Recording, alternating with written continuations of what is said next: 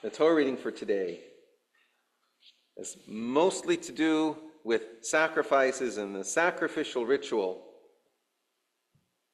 but that is actually the charter document of today.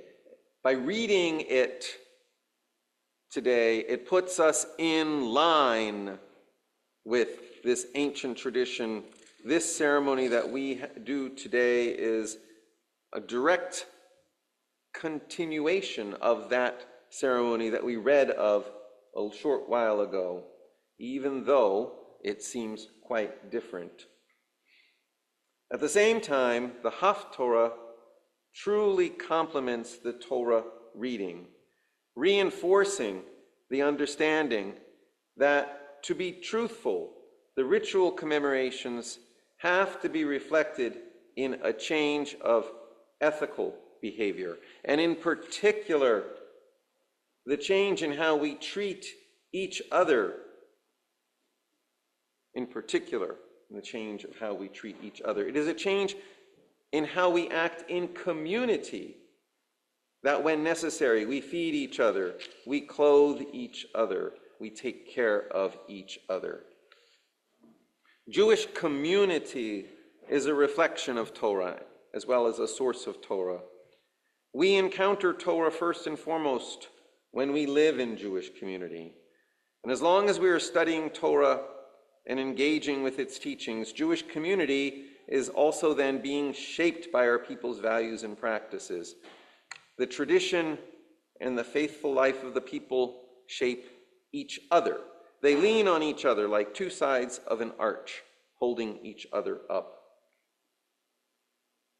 The early Zionist Jewish thinker Aaron David Gordon, A.D. Gordon, addresses this dynamic. He is little known outside of Israel, and within Israel he is mostly known within the secular community. He is an early philosopher from within the kibbutz movement and is sometimes thought of as a secular mystic. Yet Israeli secularists have often overlooked his mysticism. The Orthodox religious have neglected him, and the diaspora Jews have not read him as much as since his work is still not translated out of its original Hebrew. Interestingly, he is such an early Zionist that much of his writings helped to define what modern Hebrew became. For A.D. Gordon, life is a cosmic process that emerges out of the fabric of the universe. And since human beings are part of that universe, fully grounded and immersed in nature, as part of nature, that cosmic process which is life flows through us and finds its expression through us. Nations and national cultures play an important role in that expression of this cosmic force of life, because culture deeply shapes how we each give expression to that life which emerges through us. For us, as A.D. Gordon sees it, Jewish culture and Jewish people give shape to the particularly Jewish way that we, as a Jewish people, give expression to the cosmic force of life as it comes into the world. The shape and nature of Jewish community is itself then of cosmic importance. It filters how the life energy comes into the world through us. So it is no accident that A.D. Gordon was extremely concerned about the nature of community that was being shaped in the early kibbutz, the early Zionist agricultural collectives that, when he died in 1922, were thought of as destined to become the core of Jewish society in Zion. This is a depiction of spiritual life anchored in the universe, in something greater than any of us, but which that something greater than any of us does not have to be called God. So whether you are a theist or an atheist or an agnostic is unimportant. It is a universalistic depiction of the origins of spiritual life, because it is common to all human beings and to all peoples. And it gives importance to the particularities of each people, because there's no such thing as a universal person. Everyone emerges into the world as part of a community or a society. And that community or society shapes that person and therefore gives shape to the spiritual life and teachings that will come into the world through them. Jewish life is important because Torah comes into the world through Jewish life, community, and civilization. The opening of the Amidah, this central prayer of our tradition, reflects this insight. The Amidah is an unbroken series of blessings. The Shabbat Amidah and the Festival Amidah have 7 blessings. The Rosh Hashanah Musaf Amidah has 9 blessings. The weekday daily Amidah has 19 blessings. But the first blessing of each of these is the same. It's called Avot, meaning ancestors. It's familiar to you. It begins, Baruch atah Adonai Eloheinu ve'Elohei Avotenu. Blessed are you, Adonai, our God, and the God of our ancestors. And speaks of God remembering the pious deeds of our ancestors and bringing redemption to their children's children. This blessing places us squarely inside the line of cultural Jewish continuity, and then it is within that frame that we enter into the second blessing of the Amidah, which speaks of God as a grounding for all the powers of life and nature. Mechalkel chaim bechesed, mechaye meitim berachamim rabim, somech noflim berafech cholim umatir asurim. You sustain life with faithful loving kindness. You lift up the fallen. You heal the sick and free the oppressed. Blessed are you who renews life. Following this logic from A.D. Gordon's frame of reference, this life force comes into the world through us and is shaped into specific form through the force of our culture. We are part of an ancient Jewish people, and under these circumstances, that sense of belonging is not just a sense of tribalism. It is a matter of utmost religious importance, because it is through that lens of peoplehood, through the eyes of our culture, that the religious values and practices we live by enter into the world. That is why Jewish identity is such a mix of peoplehood, ethnicity, and religion. And it is why, because this is also why A.D. Gordon would have been so concerned with the nature, rhythm, and themes of communal life that they were building in the new pioneering communities of the Yishuv as they invented the kibbutz, and why so much attention over the centuries has been given in generations past to the life, nature, and structure of the Jewish community. In some of my work over the years, I've been privileged to hear stories of Jewish life in times and places before the Holocaust. In my work as a nursing home chaplain, I once knew a Jewish woman who had been born and raised in Vilna. Vilna, a city which was rich with Jewish life and culture up until the Holocaust. This woman, of course, was a Holocaust survivor.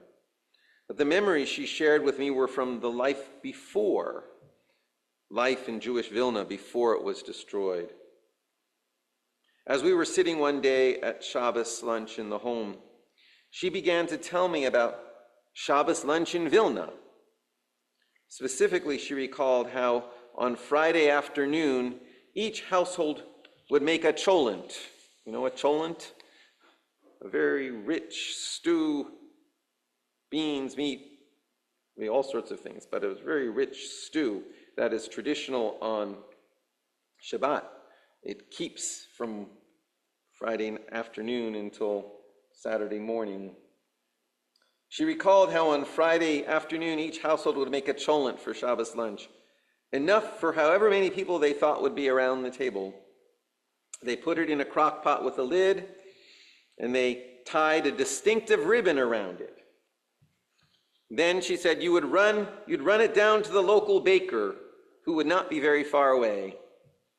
You would, she said, give the baker some coins, and the baker would put it in his oven, along with the crock pots from the other houses in the neighborhood. Then, before the beginning of Shabbos, the baker would push up the hot coals around all the crocks and shut and seal the door. Shabbos lunch, of course, was the next day, after davening in shul. When davening was over, there would be a line of people outside the shul who had no Shabbos lunch to go to, and perhaps also no home or enough food on other days. And she said, as Father left the shul, he would select one or two and bring them home as guests to Shabbos lunch. After getting home, or maybe on the way home from shul, someone would go down to the baker and get the family's crock pot of hot cholent for lunch. You would know which cholent was yours by the distinctive ribbon you had tied around your crock pot the day before. But still, sometimes you got someone else's crock. And she said, if it contained more than yours had contained, then God had provided. If it contained less, then so be it. We learn in this story of how the entire community came together to help each other in keeping Shabbat, and that there were patterns of life embedded into the community to make sure even those with little means could be included in the community. And there was another Jewish teaching reflected here as well. Not only was an invitation to Shabbos lunch a gift to the person being invited, the impoverished person was also giving to the host an opportunity to have a guest and to perform a mitzvah. Being able to host Shabbos guests at your table was considered a blessing. This was part of the Torah embedded into the life of Jewish community as it was structured in traditional communities. But again, this Torah did not just get there by itself. The community structure and practice reflected Torah because the people in the community studied Torah and engaged in the traditional prayers of the Siddur, and so brought those values into the life of the community, and then the community reinforced the Torah values in the life of the individuals. Most of us today do not have a Jewish community like Vilna to be part of. We are not part of intensive Jewish community, so we need an alternative avenue for deepening our life into the rhythms and themes of Jewish community. We need ways to internalize the daily, weekly, monthly, and annual cycles of Jewish community life, to build internal community somehow, done largely through prayer and study, religious practice, interpersonal care, Shabbat, and holidays. And returning to the Amidah prayer, which is traditionally recited at least 3 times a day, plays an important role in the spiritual life of the individual Jewish person. Especially so the daily Amidah, which has blessings that praise God for providing us with knowledge, and with that knowledge allowing us to do tshuva, and following from tshuva grants forgiveness, and provides us sustenance and health, and teaches right from wrong, and reinforces justice. Blessings about gathering our people in unity, connecting us to our past, and directing us towards a future of hope for redemption and peace. Reciting the Amidah daily reminds us of these central animating values of Jewish life, which helps shape the life energies that emerge through us into Torah. Aside from prayer, our calendar and the weekly cycle of Shabbat helps us to internalize the rhythms and themes of community into our life, so that even when we are isolated from community, we can connect with the rhythm and life of our community from afar within our own heart and mind. Each Jewish holiday season has spiritual themes at its core. When we come together each season, we are giving emphasis to those teachings and reconnecting internally to the external celebratory life of our people and culture. When we cannot be together in large numbers, or with anyone celebrating the holiday or observing Shabbat, we need to have practices we can engage in that will help us connect internally to the life of our community from afar. I emphasize this to inmates in the prison who want to celebrate a Jewish holiday or commemorate Shabbat.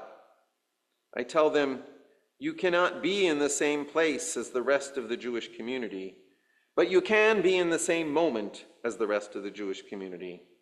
On Shabbat evening and Shabbat morning and throughout the day, engage in practices that remind you that you are part of the larger Jewish community and its teachings. Say Kiddush. Make your meals into Shabbos meals. Daven parts of the Shabbat service on your own. Study the same Torah texts the rest of the Jewish world is reading. Connect to the Jewish world and its teachings from where you are. Of course, to do this, you have to have some muscle memory that comes from external experience. You have to have some outward immersive experiences in Jewish celebration in order to recall that experience internally. Ideally, even an isolated Jewish community or a community of isolated Jews would have an extended, larger gathering twice a year to provide community members an opportunity to study, celebrate, and learn together and acquire that outer experience for themselves to internalize. 2,000 years ago, the Babylonian Jewish community would hold just such a gathering, a kala, twice a year. So it's not a new idea because it's not a new problem. And there is another problem that is also new, that is also not new. That is, sometimes a Jewish community is doing something that we do not want to emulate. Or perhaps, God forbid, a Jewish community is doing something that it would be wrong to emulate. So there's another large caveat I have to add before I conclude. And I think I may be inventing a category here based on a traditional motif, a traditional idea. In Jewish literature, Jerusalem appears at times as an archetype and sometimes as a reality. That is, there is a reference, there is something called Yerushalayim Shel Mala, and there is something called Yerushalayim Shel Mata. Yerushalayim Shel Mala, Jerusalem of above, versus Yerushalayim Shel Mata, Jerusalem of below. Jerusalem of above is Yerushalayim as in Ir Shalom, city of peace. It is the idealized Jerusalem that we refer to in the Hashkivenu prayer, where we say, "Praised are you, O God, who brings peace to us, to all Israel, and to Jerusalem." This is Jerusalem as a symbol of the world redeemed and at peace. And then there is Jerusalem of below, Jerusalem Shel Mata, Jerusalem as it actually is on earth and in our world, too often much different from the ideal. Similarly, when I speak of Jewish community in the context that I'm talking today, after having read the Haftorah, I am speaking of attempting to connect to the rhythms and themes of Jewish community life as they ought to be, as reflected when we study about them and pray about them in the Siddur, when we study about them in rabbinic texts, as they can be lived out, even in a real community, when that community is concerned about peace and justice and compassion and human dignity.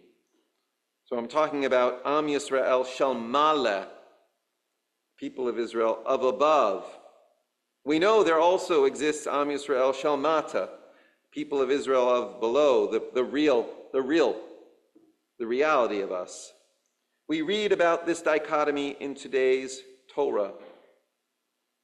Today's Haftorah, we read about this dichotomy.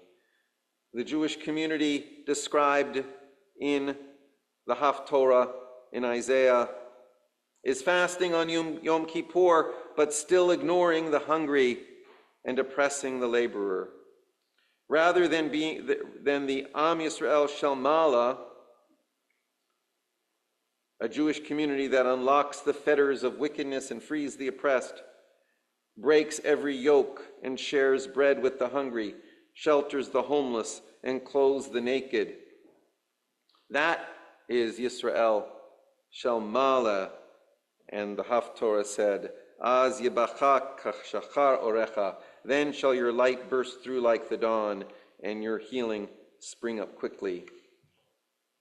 We learn, daven, observe, and celebrate in order to connect our hearts to that higher sense of Jewish community that we encounter in our prayers. Am Yisrael Shel Mala, the people of Israel of above, a community that won't trample Shabbat, but will call Shabbat a delight, in the words of the Haftorah. Because Shabbat itself is a sign, a symbol of what our community envisions as a time of redemption when all in the world will be Shabbat. Shabbat itself is a symbol of our community's ideal, not in some abstract way, but in a real, grounded, experiential way, in criteria derived out of the real life of our people. So today, on Yom Kippur, we strive to bring our real a little closer to our ideal. We strive to bring Am Yisrael Shel Mata a little closer to Am Yisrael Shel Mala, by envisioning an Am Yisrael Shel Mala and a higher Am Yisrael, and connecting our own individual lives to that vision. May our prayers today and tomorrow help us make that connection. Good Shabbos, good Yantif, good Yor.